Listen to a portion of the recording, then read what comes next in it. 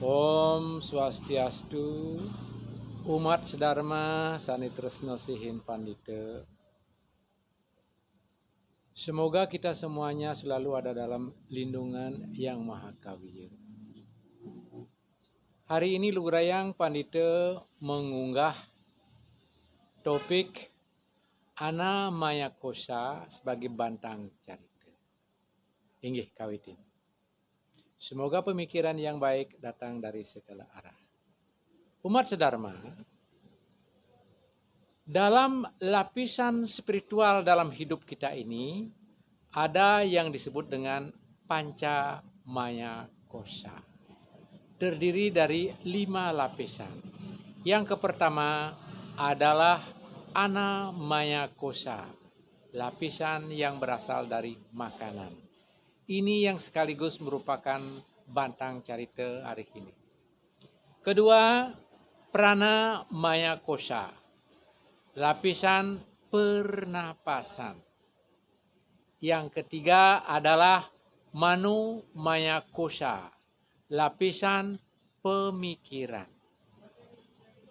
Dan yang keempat, Wijnana Maya Kosa adalah lapisan kecerdasan yang didukung oleh ilmu pengetahuan. Dan yang terakhir ada yang disebut dengan Ananda Maya Kosa, lapisan kebahagiaan. Dalam Ana ataupun Ana Maya Kosa ini, Pandita tidak akan membahas yang lain, langsung saja menukik pada sasaran lapisan makanan. Sesungguhnya dalam hidup kita ini diperlukan asupan makanan. Karena makanan itu sangat berguna untuk satu sebagai pertumbuhan, kedua untuk menggantikan sel-sel tubuh kita yang rusak, ketiga sebagai sumber energi sudah pasti. Namun kalau berbicara masalah makanan, mohon maaf Pandita tidak akan membahas bagaimana makanan yang bergizi 4 sehat 5 sempurna. Nanti Pandita tidak membahas itu karena ada pakar-pakar ahli gizi yang membahasnya.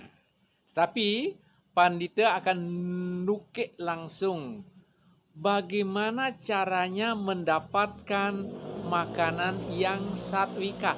How to get the good food with the truth way. Bagaimana caranya menafkahi, menghidupi keluarga kita dengan cara mendapatkan makanan itu dengan cara yang benar.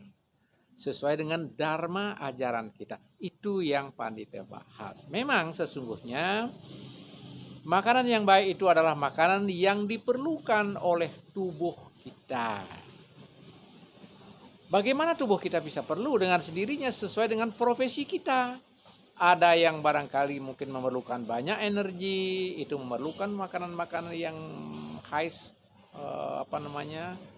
energi, dan begitu juga mungkin banyak yang memerlukan pemikiran-pemikiran, dan khususnya bagi usia-usia yang sudah menginjak wanapraste, jangan disamakan bagi mereka yang sedang pertumbuhan. Karena dalam hal ini mungkin kadang-kadang beliau itu yang sudah usianya sudah lanjut 60 tahun ke atas, itu kadang-kadang perlu berpuasa dan sebagainya. Nah, itulah yang Pandita sampaikan. Yang jelas di sini dalam makanan, usahakanlah makanan-makanan yang dibutuhkan oleh tubuh kita, di samping memang enak, of course ya, biasanya semua orang yang pilih yang enak, tetapi diperlukan nggak oleh tubuh kita. Nah, ini jangan sampai kita mengkonsumsi makanan-makanan yang sesungguhnya justru merusak yang namanya Mano Maya Kosa itu. Membuat pemikiran-pemikiran kita menjadi tumpul, membuat daya ingat kita menjadi merosot. Suatu contoh apa? Makanan-makanan yang banyak atau minuman yang banyak mengandung alkohol, membuat mabuk dan sebagainya. Apalagi zaman-zaman sekarang yang lagi ngetren adalah narkoba, psikotropika dan sebagainya. Ini yang merusak daya pikir kita. Hindarilah hal-hal seperti itu. Oke, sekarang salah satu contoh Dalam Itihasa, Pandita selalu mengambil referensi dari Itihasa, yaitu pada saat pre-war, di mana persiapan perang antara kubu Hastinapura dengan kubu Pandawa. Di sini kan persiapan. Pada saat itu Prabu Salya jauh-jauh datang ingin berkontribusi dengan Pandawa, para kubu Pandawa. Karena apa? Sesungguhnya beliau mempunyai hubungan dekat dengan Pandawa. Karena adiknya Prabu Salya itu adalah Dewi Madrim. Sedangkan Dewi Madrim itu adalah merupakan ibu kandungnya dari Nakula dan Sedewa. Sesungguhnya Nakula dan Sedewa itu memanggil paman kepada Prabu Salya, begitu. Makanya ada kekidung itu apa kekawin itu. Atari mule nirang Nakula. Bagaimana kecewanya Nakula ketika beliau minta bantuan kepada Sang Salya. Ketika Sang Salya sudah jatuh promis kepada Duryodhana untuk membantu angkatan perangnya Duryodhana. Karena apa? Sesungguhnya Prabu Salya menuju kemahnya Pandawa, atau istilahnya di sini, tetapi oleh kelicikan pengindrajala dari sang pemikirnya yang disebut dengan Paman Sakuni, maka dibelokkanlah Sang Salya itu menuju kubunya Hastinapura. Ketika sampai di Hastinapura, kubunya itu dijamu dengan makanan yang enak, lupa dengan segala macam, mabuk, dikuras di situ, dicuci otaknya, maka jatuhlah kata-katanya komit untuk berkontribusi kepada Hastinapura. Di situ ceritanya begitu. Itulah makanan yang memabukkan tadi. Kembali di sini. Sesungguhnya makanan-makanan itu, bagaimana caranya kita mendapatkan itu, inilah yang sangat mempengaruhi Mano Maya Kosa kita dan Wijnana Maya Kosa. Jangan sekali-kali kita menafkahi anak, keluarga kita, istri kita dengan cara mencari nafkah yang tidak wajar. Contohnya apa? Melakukan pencurian, menafkahi anak istri kita dengan cara mencuri, menafkahi anak kita dengan cara memeras keringat orang lain, menafkahi anak kita dengan cara yang tidak wajar. Misalnya yang paling ngetren sekarang adalah korupsi, dan juga yang lain-lain, itu banyak lagi. Itulah cara-cara yang tidak benar. Itu yang Pandita sampaikan sekarang.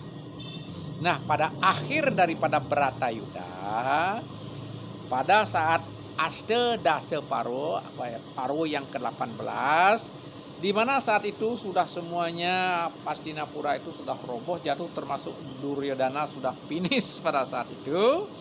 Maka di sore hari Sang Pandawa 5 ini berkeinginanlah untuk menengok Resi Bisma Ri Kurukesetra.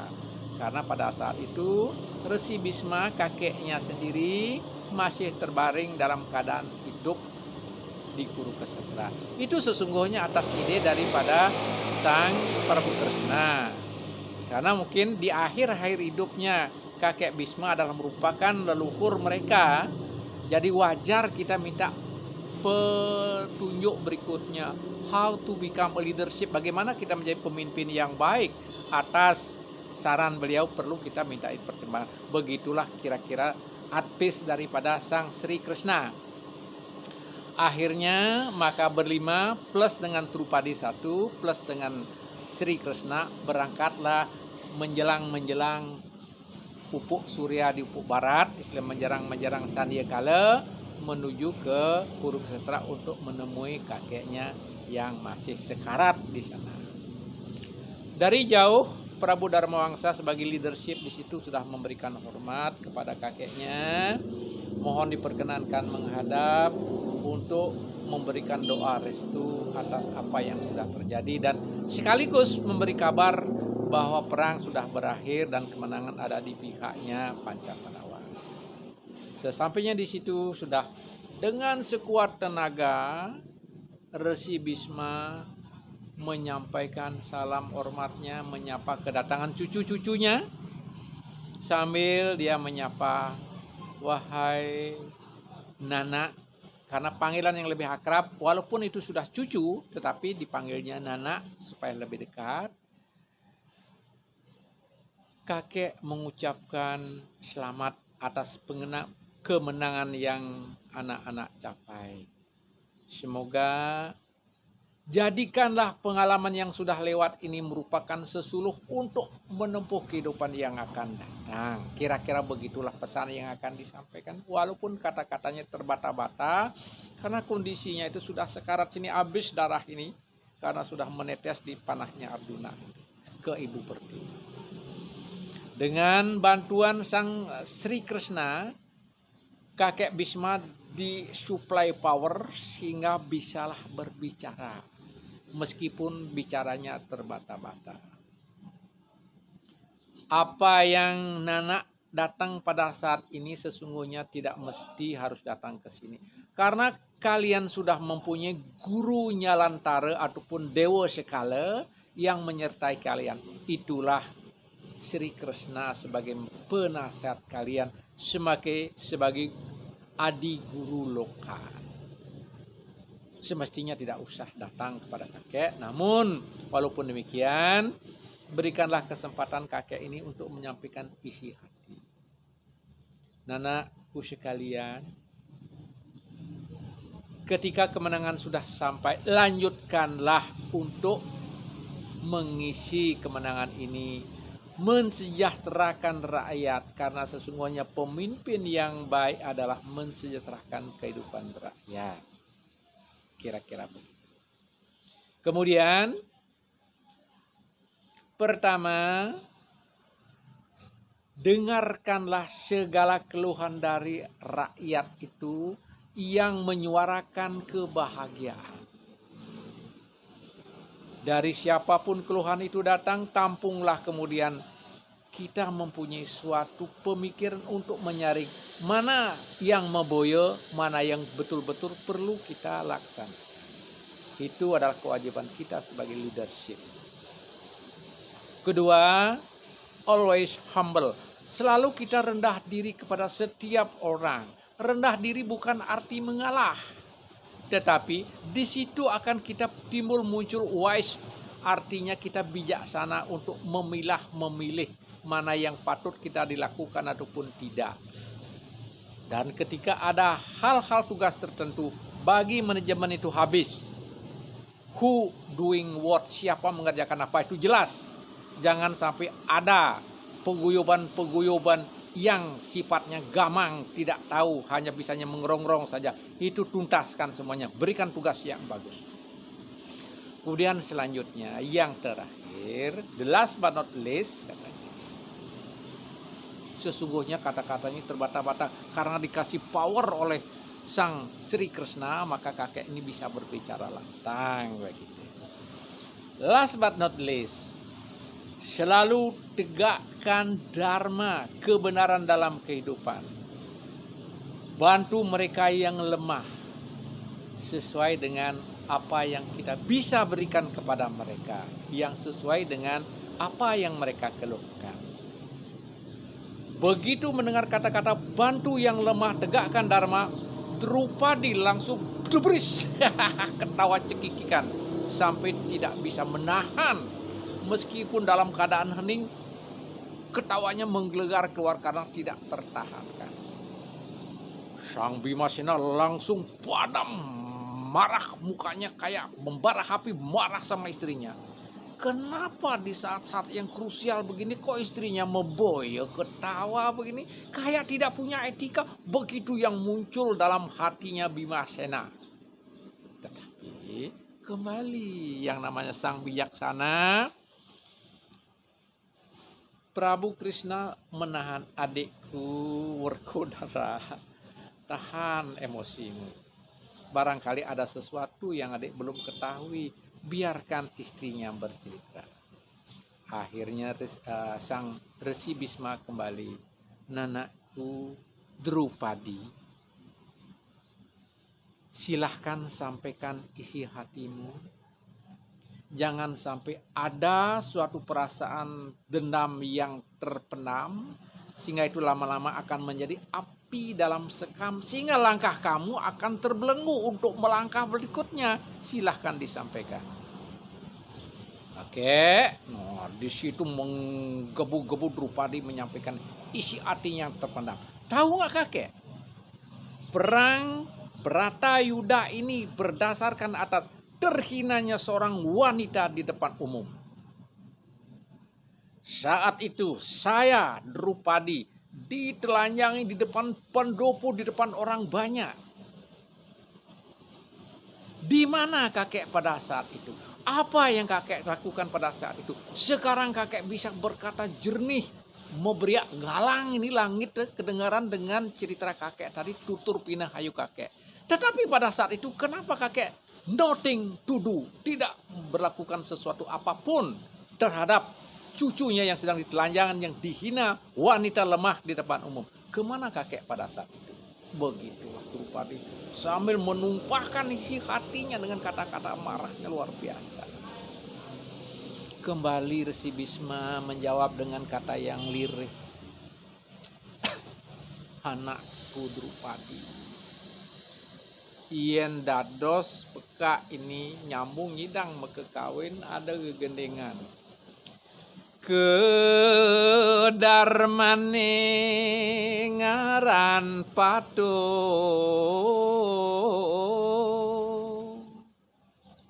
pinujon sang manu madi,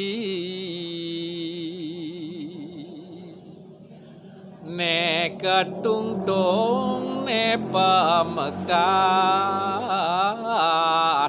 Kira-kira begitulah tuturnya Resi Bisma Cening. Yen dadi sambung peka ngorahin.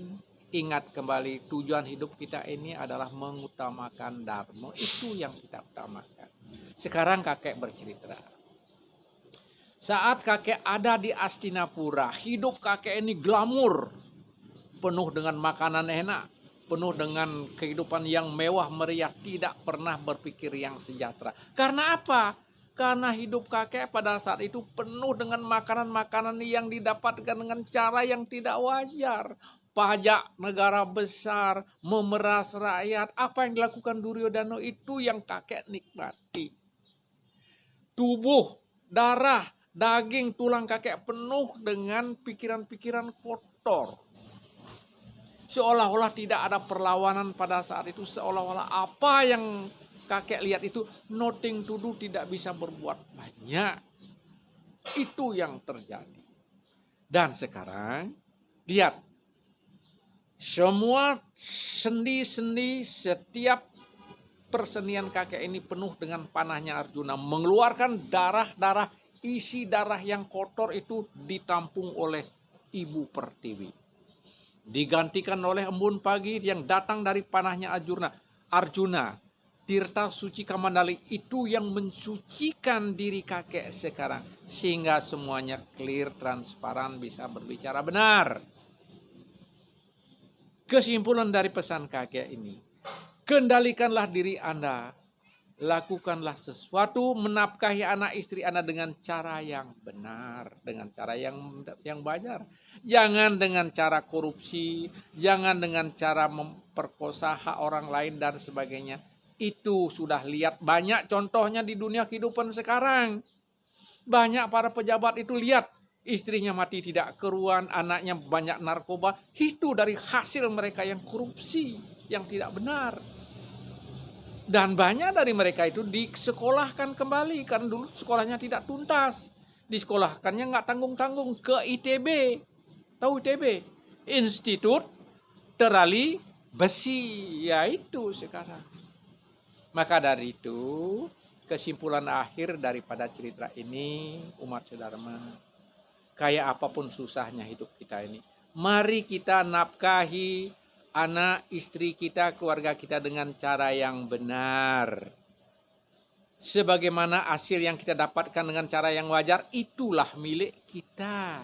Jangan sampai memperkosa hak orang lain. Akhir daripada unggahan puniki, Pandita Sinep Antuk Pramosanti. Om Santi Santi Santi. Om.